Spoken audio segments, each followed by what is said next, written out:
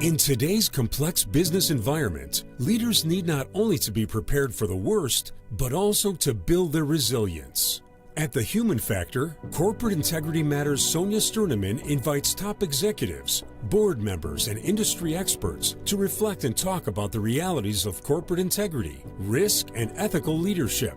As an international governance authority, independent director, and entrepreneur, she understands the challenges leaders face. Integrity and ethical leadership are not just principles. They build resilience, enhance reputation, and create strategic competitive advantage for organizations and for individuals.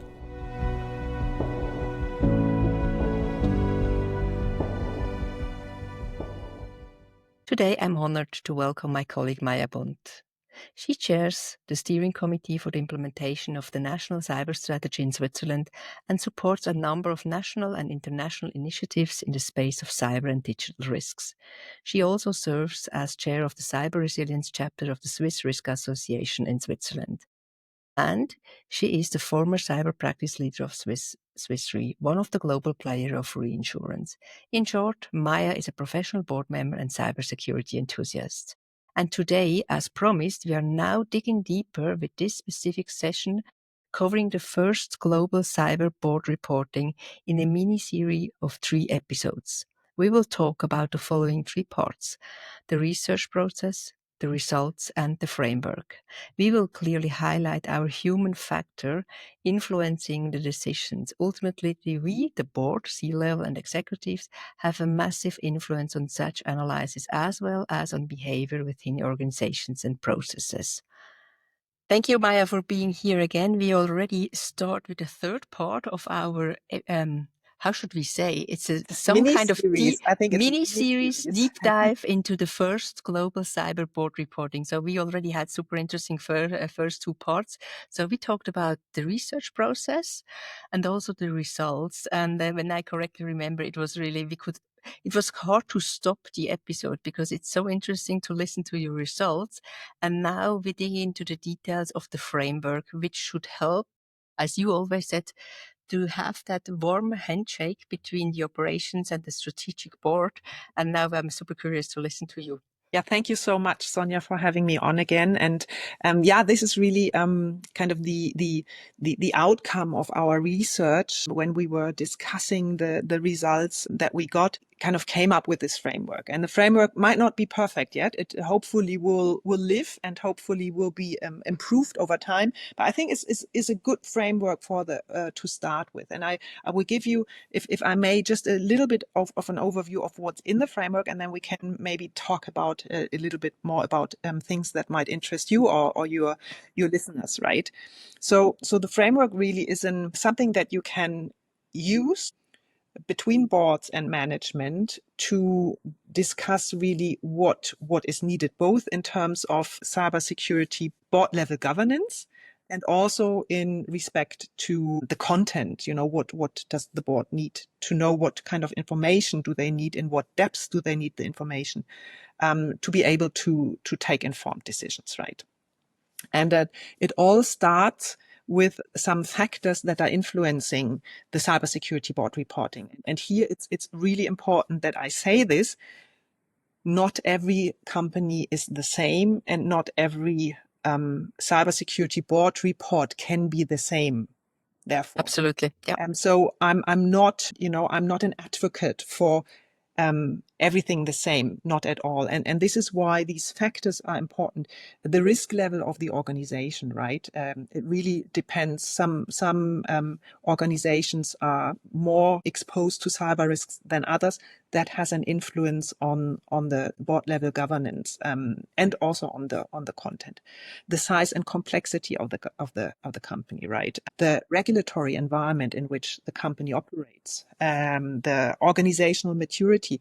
You cannot expect the same mature report from a company that just embarks on its cybersecurity journey full speed. So and maybe some other companies have already kind of gone past the peak where they had to do a lot, and then maybe they are in a steady state now, and it's less often that they need to talk about cybersecurity on board level, right? So I think that is important, that one basically also sits down and looks at the company, because this is what we are actually governing, right? And look what kind of needs do we have.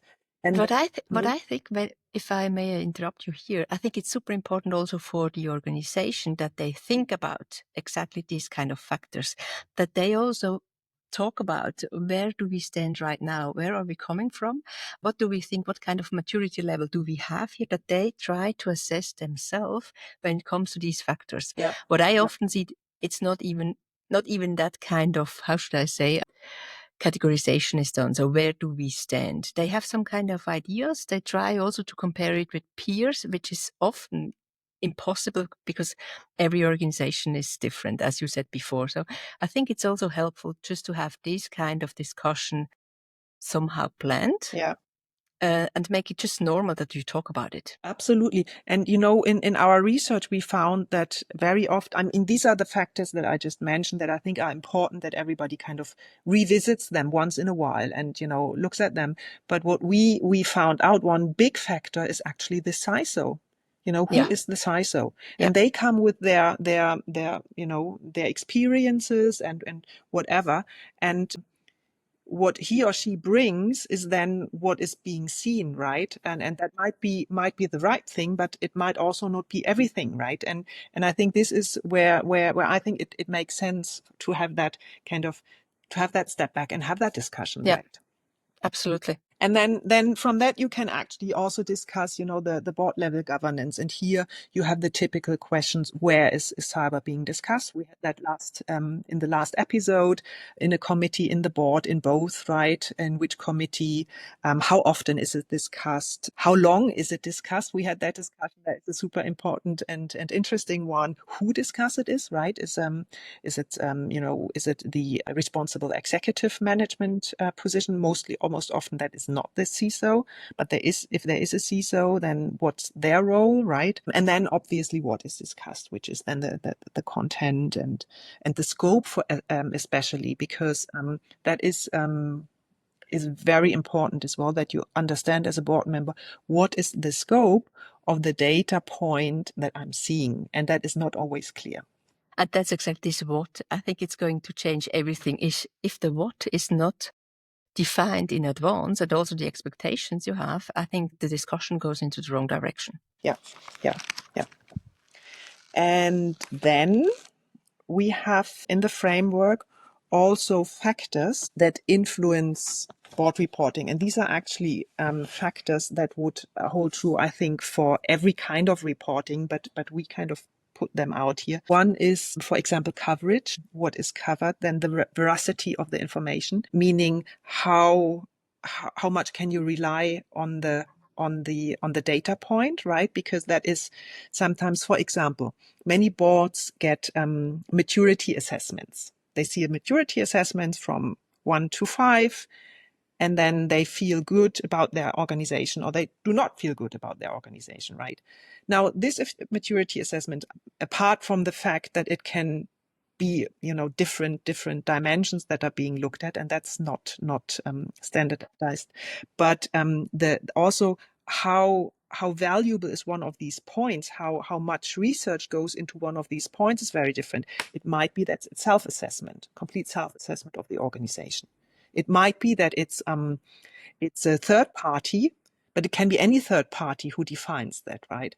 Or it might be that it's audited, right, with a full process. So it's very, very different kind of Assurance level, yeah. Assurance levels that you can put on these data points. And I think very often it's not actually very clear to the board members, what do I have in front of me, right? And I think it warrants a little bit of an kind of that you think about, what do I have in front of me, and how much assurance can I put on that? It's interesting that you bring that up, because for me, with a background as an auditor and how should I say, a lot of experience in technology and also cyber environment, for me it's always clear that I ask for that, because if I don't get the assurance about the information I have in front of me, then it doesn't help me anything. Yeah.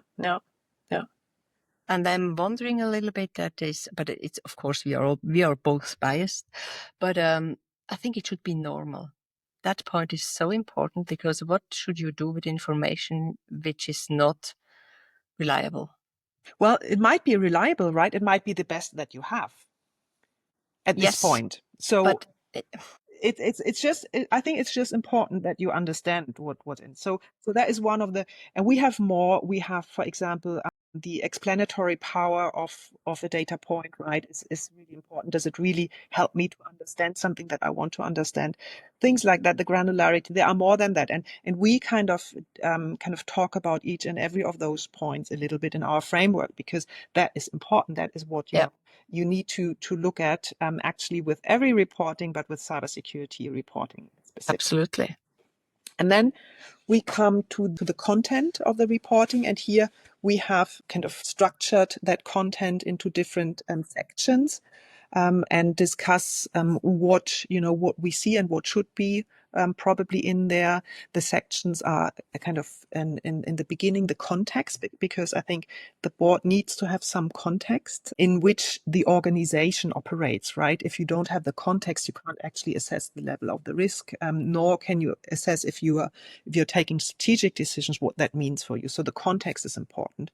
And then you need to talk about the risk. Again, coming back to our last episodes, not all board reports have risk to the business in there. So that is something that is sometimes missing. Risk view is important. Cyber governance is important. So how is this risk being mitigated in the organization? What is the organization doing to safeguard and make the organization resilient? Then the strategy and the status. The status is a little bit of a kind of several things in there, because it's hard to come up with a better category, but it shows you, for example, KPIs. If you have KPIs or KRIs or something like that, you can have that in there.